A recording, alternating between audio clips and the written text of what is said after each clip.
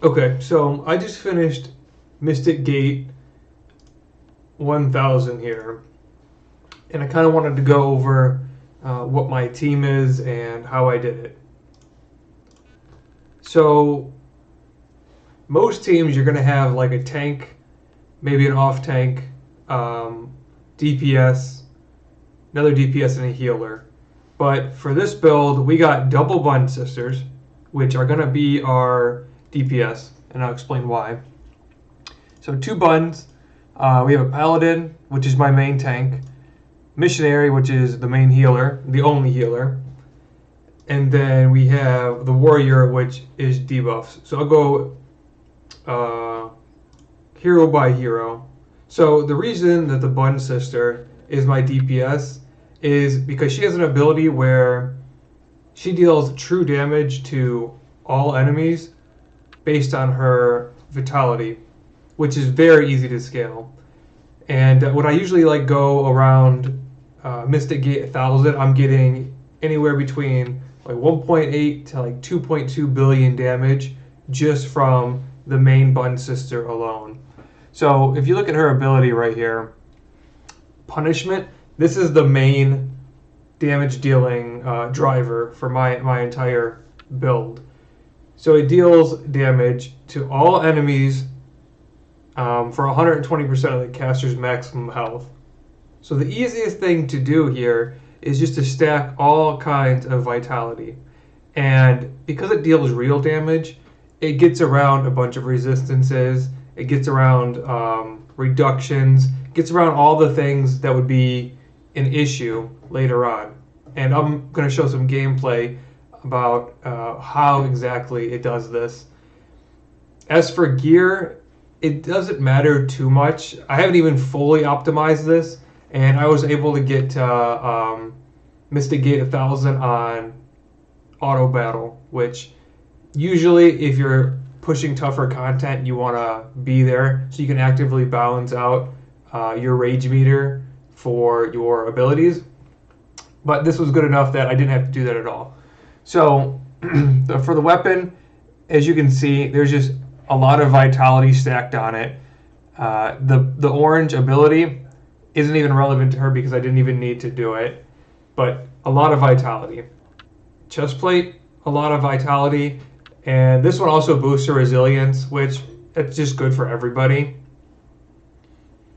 This right here is another huge key component of this build and why it works so well. So you have a 48% chance of killing enemies below 50% HP. Her ability, Punishment, deals damage to the entire team, which means she often has chances to wipe out the entire team when they get to below half health. Now, mind you, the build that I have on the other Bun Sister is going to be comparable. She's weaker, but the items and the philosophy are the same. So I have two Bun Sisters that have a 50% chance of killing enemies below 50% health.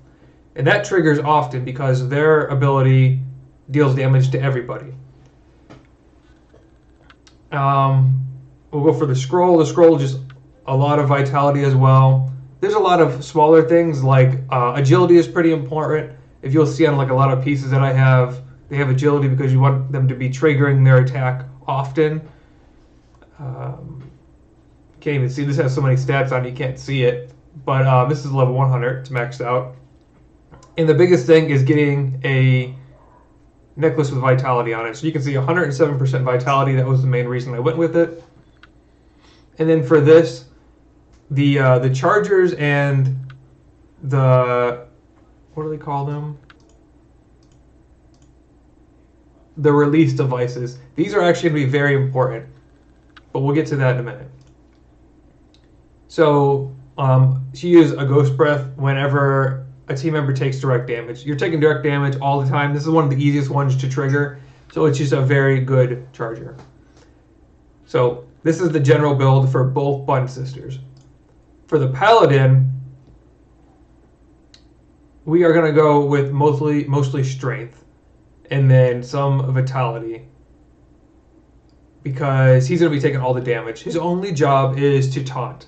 So His main attack is to taunt everybody for 4 seconds. And you'll see that a lot of his stuff are agility, strength, and taunt on hit plus vitality. Those are your main things. You just want him to have all the attention all the time. And there's also another reason we're going to get to this too. It's going to be coming up there. So yeah, we have this. Agility, turn recovery, just general good stuff. You're going to see just a lot of characters who aren't the Bun Sisters are going to have your general good stats. 90% chance to remove effect. We don't want our tank having negative effects on him if we can possibly have that. Same thing here. We got vitality, we got strength, we got all the good stuff. This one is quite nice. This amulet rolled with double tank exclusives, which definitely helps. So it reduces the damage received for all party members by the maximum HP of the tank. So that just applies to everybody. It helps keep them alive. And then every taunted enemy will have the damage reflection increased by the tank. So when you taunt somebody, the tank will get damage reflection rate increased per taunt. Now, that's important because of this right here. So I get 50% chance of collecting 4 chaotic spirit points whenever you reflect damage. He is going to be taunting everybody, so he's going to be taking a lot of damage. And we're going to be generating a lot of chaotic spirit points. And the spirit releaser is really the main reason why all of this build works. We'll get to that. So the Paladin here is taunting everybody. He is reducing the damage that everybody takes. And then every time he reflects damage, we're going to generate some chaotic spirit energy. One thing to note, while this ancient Bun Sister here is the same as the previous Bun Sister, the only difference is that she is running another Chaos Charger for a reason. So the next character we got is the Missionary, and this is your standard healer. So he's got 40,000 int, and this is mainly what you want to build for him. His whole thing is you heal a single unit, and then you have a chance to remove a negative effect from the target that you heal. What you want to use with him is the Warm Jade, because you gain extra 2 targets. So if you heal your tank, you heal 2 other people. Generally speaking, your tank is going to take most of the damage, but sometimes you have enemies that are going to do AoEs and you're going to get hit anyways. So you have to have this. It just makes your team survive in the case where they resist a taunt or they take AoE damage. The scroll is just general good stuff with a star ability that doesn't even line up with him. You're going to see that this team and this concept is so strong that I haven't even optimized the whole entire build with every orange and every yellow stat being tailored specifically. His necklace, not even rolled for him as an assassin thing on it. The rest of them are okay, but the assassin exclusive is not important. The main thing here is just 62% intelligence. That's very good. And the set bonus for this is that damage no longer misses, which is going to be important for the Bun Sisters, who don't attack all the time because it's not the basic attack that they use, it's their spell, which has a rage and a cooldown on it. So you want this to hit every time it can. So having this set necklace on is very important. Now, I mentioned that these 2 characters here, they have the Chaos Chargers. When you get up into higher levels of the Mystic Gate, the enemies are going to have a ridiculous amount of regen. So every time they attack, they're going to get 100, 200, a million, sometimes 14, 15 million HP back. And it's going to be a grind because the way I have my team set up, if you notice, there aren't any debuffs here. Everybody is, the 2 Bun Sisters are attacking, the Missionary is healing, the Paladin is taunting, and the Warrior is only removing positive effects. So we're not putting any debuffs on the enemy. That means that they're not going to be taking any extra damage. What we want to do is just remove any beneficial effects and leave them baseline to taking true damage with this kind of team build. So having this is super important because some bosses will innately have regen on hit, or it'll just be a boss effect for the segment of the dungeon.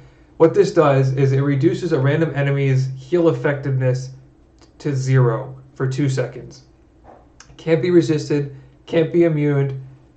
It's going to hit when it triggers. And it only takes 30 chaotic spirit points to do, which is very easy because a lot of the bosses and a lot of the fights have multi-attack enemies where they're hitting, 5, 6, 7 times. So you're getting a lot of triggers. And between these two, this is making 4 chaotic energy, and this is making 6 chaotic energy, 50% chance per. So you're constantly recharging this and releasing it. So effectively, very quickly, the entire enemy team has 0 health effectiveness. Now, this allows the Bun Sisters to hit for their true damage without it being deflected or reduced or dodged or whatever positive effect they would have on. Lastly is the Warrior.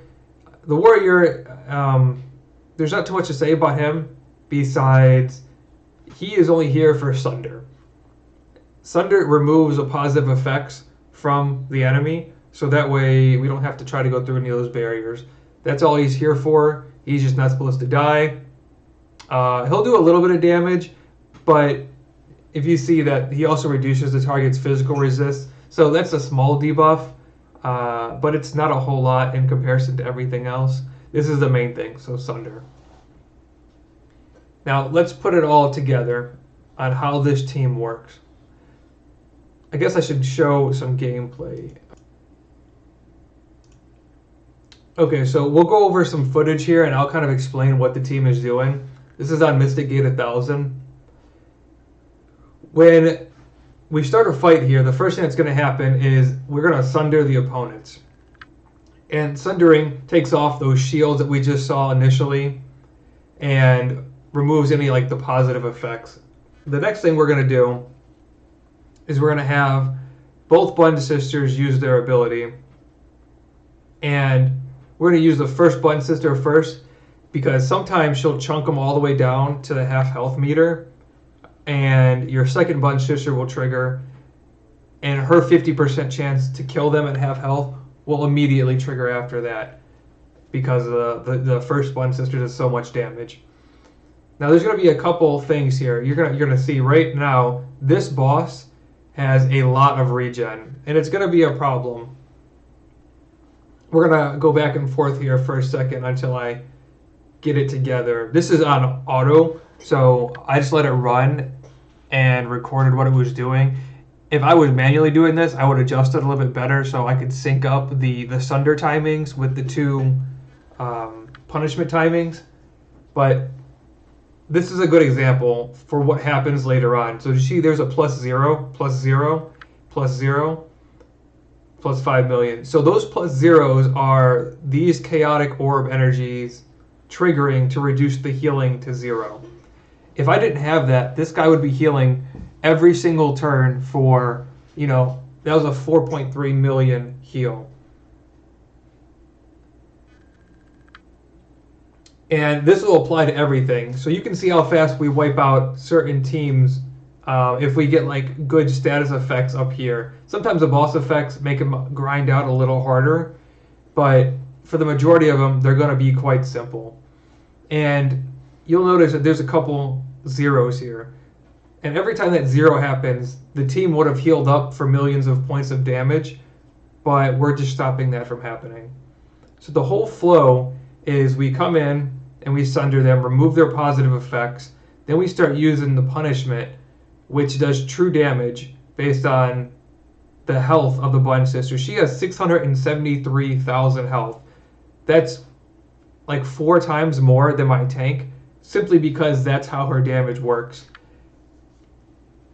And as long as we're getting hit, we're triggering these chaotic energy orbs, and you can see how fast they're going up. As soon as they get hit, there's 50% chance to generate 10 per hit. And it just disperses that debuff, so the whole entire enemy team can't heal.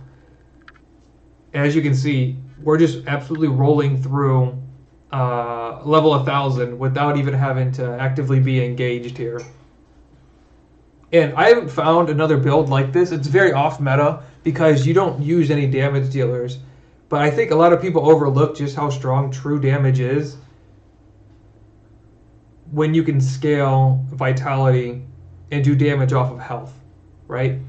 In games, it's very hard to balance when your offense and your defense become so strong that they become intermingled on each other. If you can have an incredibly strong character who doesn't die, and then their offense is linked to how strong their defense is, it just becomes incredibly easy. And that's how the Bun Sister is. The more HP you have, the more damage you'll do in general. So I'll let this loop while I talk for a minute. But yeah, so with the Bun Sister, the more HP you have, the more damage you do. And that's just the easiest way to play. I mean, you get a 2-for-1. You have the two most critical things about the game are kind of taken care of. Now, there's a reason why you can't run 4 or 5 Bun Sisters. You do need healing. You do need resistance, like a tank. You need somebody to take all the damage with high resistance, and you do need some debuffs. So you need heals, you need debuffs, you need a tank. That's why I run 2 of these Bun Sisters, because those are my DPS. So yeah, I would say that this is probably the easiest build I have ever played with. I can autopilot, and I'm going to keep pushing this. I'm going to like optimize it slowly and see where we can go with it. But for now, it's killing it.